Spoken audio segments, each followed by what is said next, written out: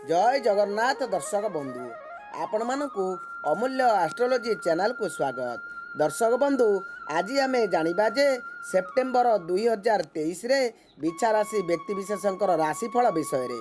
तेबे यही बिछा राशि राशिफल यही मास जानिबा पूर्वर प्रथमे जानिबा बिछा राशि विषय रे किछि एवं एथि सहित आमे जानिबा जे सेप्टेम्बर 2023 रे बिछा राशि व्यक्तिविशेषकर संपूर्ण मासटिरे सेमानकर कुंडली चक्र रे ग्रह मानकर गोचरीय स्थिति किपरि रहिछि।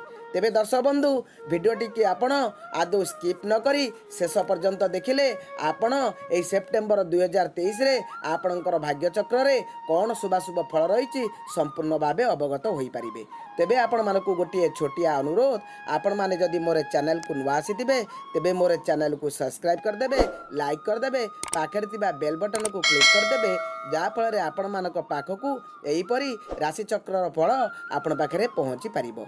तेबे दर्शक बंधु चलतु जानिबा सेप्टेम्बर 2023 रे बिछा राशि व्यक्तिविशेषकर सेमानंकर कौन शुभाशुभ फल रही। दर्शक बंधु बिछा राशि होउची राशि गणना 8 नंबर राशि। बिछा राशि होउची 3 नक्षत्र युक्त राशि। प्रथम होउची 16/8 विशाखा नक्षत्र युक्त बिछा राशि, एमाने होउचंती दानव गण। द्वितीय होउची 17/8 अनुराधा नक्षत्र युक्त बिछा राशि, एमाने होउचंती देवगण। आ तृतीय होउची 18/8 ज्येष्ठा नक्षत्र युक्त बिछा राशि, एमाने होउचंती नरगण। बिछा राशि व्यक्तिविशेष माने खूब परिश्रमी, साहसी आउ उच्च अभिलाषी। एमानंकर खूब सुंदर भल गुण। एमाने खूब खर्ची होइतांती, एमाने परिवार सहित रहिबा को भल पांती। आउ एमानंकर सबले इच्छा ताई जे जीवन रे बड़ एवं आगु आगु बढ़िबारे। एमाने पत्नी प्रिय होइतांती, परिवार रे समस्त सहित एक संगे रहिबा को एमाने खूब उच्च अभिलाषा रखितांती। एमानंकर व्यवहार अधिक थाए, खर्च जहाँ करती एमानंकर टिके अधिक हो जाए। एमान आय अपेक्षा व्यय को अधिक देखिथांती। एमानंकर किंतु आय करिवार उत्कंठा बहुत प्रबल प्रबलतर थाए।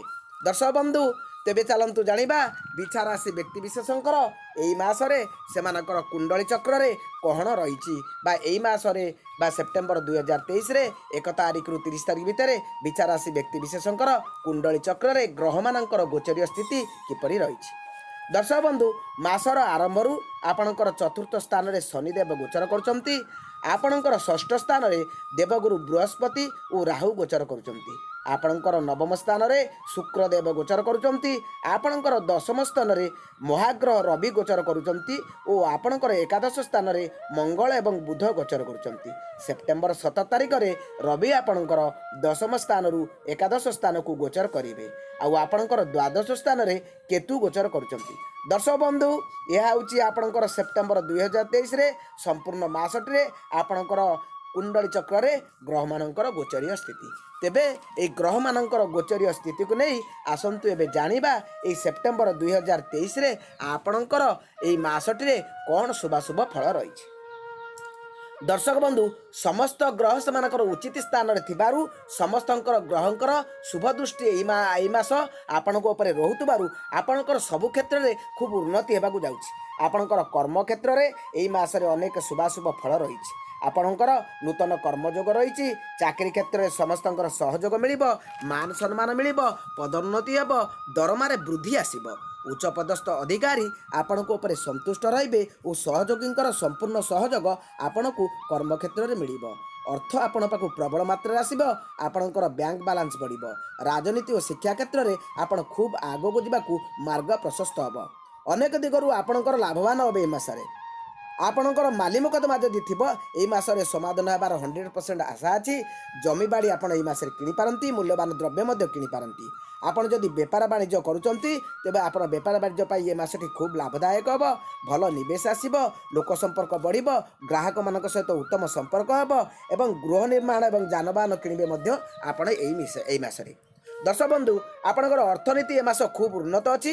आपणकर अर्थनीति ए मास आपणकर आर्थिक जोग बहुत देखौछि।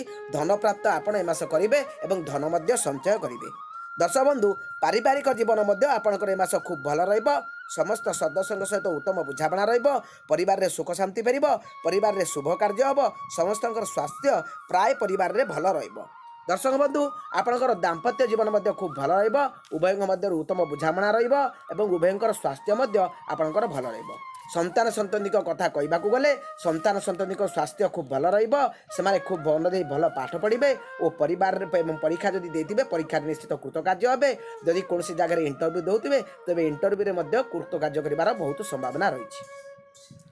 ଦର୍ଶକ ବନ୍ଧୁ ଆପଣଙ୍କର ଲଭ୍ ଲାଇଫ୍ ବି ମଧ୍ୟ ଏ ମାସ ବହୁତ ବଢ଼ିଆ ରହିଛି। ଆପଣଙ୍କର ପାର୍ଟନରଙ୍କ ସହିତ ସମ୍ପର୍କ ମଜବୁତ ହେବ। ଉଭୟଙ୍କ ମନକୁ ବୁଝିବେ ଏବଂ ଆପଣଙ୍କର ବିବାହର ମାର୍ଗ ମଧ୍ୟ ପ୍ରଶସ୍ତ ଏ ମାସ ହେବାର ବାଟ ଖୋଲିବ। ଦର୍ଶକ ବନ୍ଧୁ ଏ ମାସ ଆପଣଙ୍କର ଭ୍ରମଣ ଯୋଗ ରହିଛି। ଆପଣ ବିଦେଶ ଯାତ୍ରା ମଧ୍ୟ କରିପାରନ୍ତି, ନହେଲେ ଆପଣ ଆପଣଙ୍କର ଘର ବା ପରିବାର ଠାରୁ କିଛି ଦୂରକୁ ମଧ୍ୟ ବୁଲିବାକୁ ଯାଇପାରନ୍ତି। ଏମିତିକି ଆପଣ ପରିବାର ସହିତ ମଧ୍ୟ କୌଣସି ତୀର୍ଥସ୍ଥାନକୁ ବା କୌଣସି ଜାଗାକୁ ଆପଣ ଭ୍ରମଣ କରିବାକୁ ଯାଆନ୍ତି। ଦର୍ଶକ ବନ୍ଧୁ ଆପଣ ଯଦି ନିଜେ ବିଦ୍ୟାର୍ଥୀ ତେବେ ସେପ୍ଟେମ୍ବର 2023 ମାସଟି ଆପଣଙ୍କ ପାଇଁ ଖୁବ୍ ଭଲ ଅଛି। ଆପଣ ଅଧିକ ପରିଶ୍ରମ କରନ୍ତୁ, ଦେଖିବେ ଆପଣଙ୍କର ବିଦ୍ୟା କ୍ଷେତ୍ରରେ ଏ ମାସ ସଫଳତା ଖୁବ୍ ଅଧିକ ରହିଛି। ଆପଣଙ୍କର ବ୍ୟକ୍ତିଗତ ସ୍ୱାସ୍ଥ୍ୟ ଯଦି ଆଲୋଚନା କରିବା ଆପଣଙ୍କର ବ୍ୟକ୍ତିଗତ ସ୍ୱାସ୍ଥ୍ୟ ଖୁବ୍ ଭଲ ରହିବ। ତେବେ ଥଣ୍ଡା ଜ୍ୱର କିଛି ମାତ୍ରାରେ ଦେଖାଦେଇପାରେ, ସେଥିପ୍ରତି ଟିକେ ସତର୍କ ରୁହନ୍ତୁ। ଦର୍ଶକ ବନ୍ଧୁ ଆପଣଙ୍କର ଦ୍ୱାଦଶ ସ୍ଥାନରେ ଯେହେତୁ କେତୁ ଗୋଚର କରୁଛନ୍ତି ତେଣୁ ଆପଣଙ୍କର ଅଧିକ ଖର୍ଚ୍ଚ ଦେଖାଉଛି। ଆପଣଙ୍କର ତ ଏ ମାସ ପ୍ରବଳ ରୋଜଗାର ହେବ, ପ୍ରବଳ ଆୟ ହେବ, ଆର୍ଥିକ ଯୋଗ ପ୍ରବଳ ଦେଖାଉଛି। ହେଲେ ମଧ୍ୟ କେତୁଙ୍କର ଦ୍ୱାଦଶ ସ୍ଥାନରେ ଗୋଚର ହେତୁ ଆପଣଙ୍କର ଖର୍ଚ୍ଚର ମାତ୍ରା ମଧ୍ୟ ଦେଖାଇବ। ତେଣୁ ଆପଣ ଖର୍ଚ୍ଚ ମଧ୍ୟ ଅଧିକ କରିପାରନ୍ତି। ତେଣୁ ଏହି ଖର୍ଚ୍ଚକୁ ଆପଣ ଟିକେ ଜଗିବାକୁ ଚାହନ୍ତୁ, ଦେଖିବେ ଆପଣଙ୍କର ଖର୍ଚ୍ଚର ମାତ୍ରା ମଧ୍ୟ କମିଯିବ ଏବଂ ଆପଣଙ୍କ ପାଖରେ ମୋଟା ଅଙ୍କର ଅର୍ଥ ନିଶ୍ଚୟ ସଞ୍ଚୟ ହେବ। ଦର୍ଶକ ବନ୍ଧୁ ମୋଟ ଉପରେ କହିବାକୁ ଗଲେ ସେପ୍ଟେମ୍ବର 2023ରେ ଆପଣଙ୍କର 99% ଭାଗ ଖୁବ୍ ଭଲ ରହିଛି ବା ଶୁଭାଶୁଭ ଫଳ ରହିଛି। ସମସ୍ତ ଗ୍ରହମାନଙ୍କର ଶୁଭ ଦୃଷ୍ଟି ଯେହେତୁ ଆପଣଙ୍କ ଉପରେ ଅଛି ତେଣୁ ଆପଣଙ୍କର ପ୍ରତିଟି କ୍ଷେତ୍ରରେ ଖୁବ୍ ସଫଳତା ପାଇବେ, ଖୁବ୍ ଭଲ ଶୁଭାଶୁଭ ଫଳ ରହିଛି। ଆଉ ଯେଉଁ ଗୋଟିଏ ଭାଗ ଆପଣଙ୍କର ଅଶୁଭ ଫଳ ଦେଖାଉଛି ତେଣୁ ସେଥିପାଇଁ ଆପଣ ଏହି ପ୍ରତିକାରଟି କରନ୍ତୁ, ଦେଖିବେ ଆପଣଙ୍କର ଯେଉଁ ଅଶୁଭ ଫଳଟି ଟିକେ ଦେଖାଉଛି ସେ ଅଶୁଭ ଫଳଟି ମଧ୍ୟ ଆପଣଙ୍କର କଟିଯିବ ଏବଂ ଏ ସେପ୍ଟେମ୍ବର 2023 ଆପଣଙ୍କ ପାଇଁ ଗୋଟେ ଇତିହାସ ହୋଇ ରହିଯିବ। ଦର୍ଶକ ବନ୍ଧୁ ଆପଣ ପ୍ରତ୍ୟେକ ଦିନ ପାଣିରେ ସ୍ନାନ କଲାବେଳେ ହଳଦୀ କିଛି ପକାଇ ସ୍ନାନ କରନ୍ତୁ। ଏଥିସହିତ ସ୍ନାନ ପରେ ଆପଣ ମୁଣ୍ଡରେ ହଳଦୀର ଚନ୍ଦନ ବା ହଳଦୀ ଚନ୍ଦନ କିମ୍ବା ହଳଦୀର ତିଳକ ମୁଣ୍ଡରେ ଲଗାନ୍ତୁ, ଦେଖିବେ ଆପଣଙ୍କର ଯେଉଁ ଅଳ୍ପ ଟିକେ ପ୍ରୋବ୍ଲେମ୍ ବା ସମସ୍ୟା ରହିଛି ସେ ସମସ୍ୟା ମଧ୍ୟ ଆପଣଙ୍କର ନିଶ୍ଚିତ ଭାବରେ ଉଭେଇଯିବ। ଦର୍ଶକ ବନ୍ଧୁ ଏହି ଥିଲା ସେପ୍ଟେମ୍ବର 2023ରେ ବିଛା ରାଶି ବ୍ୟକ୍ତିବିଶେଷଙ୍କର ସମ୍ପୂର୍ଣ୍ଣ ମାସିକ ରାଶିଫଳ। ତେବେ ଦର୍ଶକ ବନ୍ଧୁ ଆପଣଙ୍କୁ ଏ ମାସିକ ରାଶିଫଳ କିପରି ଲାଗିଲା ନିଶ୍ଚିତ ଜଣାଇବେ। ଏଥିସହିତ ଆପଣମାନଙ୍କୁ ପୁଣି ଗୋଟିଏ ଛୋଟିଆ ଅନୁରୋଧ, ଆପଣମାନେ ଯଦି ମୋର ଚ୍ୟାନେଲକୁ ନୂଆ ଆସିଥିବେ ତେବେ ମୋର ଚ୍ୟାନେଲକୁ ସବସ୍କ୍ରାଇବ୍ କରିଦେବେ, ଲାଇକ୍ କରିଦେବେ, ପାଖରେ ଥିବା ବେଲ୍ ଆଇକନକୁ କ୍ଲିକ୍ କରିଦେବେ, ଯାହାଫଳରେ ଆପଣମାନଙ୍କ ପାଖକୁ ସବୁଠାରୁ ସଠିକ୍ ତଥ୍ୟଯୁକ୍ତ ରାଶିଫଳ, ମାସିକ ରାଶିଫଳ ଓ ଦୈନିକ ରାଶିଫଳ ସହଜରେ ପହଞ୍ଚି ପାରିବ। ତେବେ ଦର୍ଶକ ବନ୍ଧୁ ରହୁଛି ଆପଣଙ୍କର ଏହି ସେପ୍ଟେମ୍ବର ମାସ ନିଶ୍ଚିତ ଭାବରେ ଭଲରେ କଟୁ। ଜଗନ୍ନାଥ ଆପଣଙ୍କର କୃପା ଦୃଷ୍ଟି ରଖିଥାନ୍ତୁ। ଜୟ ଜଗନ୍ନାଥ, ନମସ୍କାର।